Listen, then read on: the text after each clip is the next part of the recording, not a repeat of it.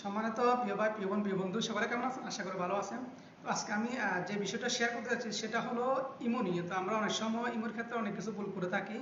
তো সর্বপ্রথম বিষয়টা হলো, এটা কমন বিষয়, হয়তো আমাদের ইমোটা মাঝে মধ্যে কিন্তু দ্বিতীয় পক্ষ কিন্তু নিয়ন্ত্রণ করে। তো এক্ষেত্রে আমরা কি করি, আমরা সাথে সাথে কিন্তু ইমোটা ডিলিট করে দিই। অনেকে ইমোটা ডিলিট করে দিই, পাশাপাশি নতুনভাবে ডাউনলোড দিয়ে আবার সেট আপ করি।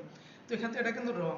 আমরা কি করতে হবে, আমরা ইমোতে ঢুকতে হবে। ঢোকার পর ম্যানেজ ডিভাইসে ঢুকি, যে আইডিটা অথবা যে আমার আইডিটা অন্য দ্বিতীয় পক্ষ যে মোবাইলের মাধ্যমে অন্য একটা ডিভাইসের মাধ্যমে সম্পৃক্ত করছে, ওই ডিভাইসটা কি লক আউট দিতে হবে। লক আউট দিয়ে দিলে কিন্তু আপনার আর ইমোটা কি আপনার আইডিটা ডিলিট করা লাগে না। যদি ডিলিট করেন, আপনি না ডিলিট হয়ে গেছেন, ওই ব্যক্তিটা তো আপনার আইডিটা ব্যবহার করতেছে। তো এক্ষেত্রে তো আপনার সমস্যাটা রয়ে গেল, সমাধান তো হলো না। তো সমাধান হলো এটাই, আমরা সিটিংয়ের ভিতর ঢুকবো, অথবা আমরা না জানলে আশেপাশে যে কোনো মাধ্যমে আমরা কি সিটিংয়ের ভিতর ঢোকার পর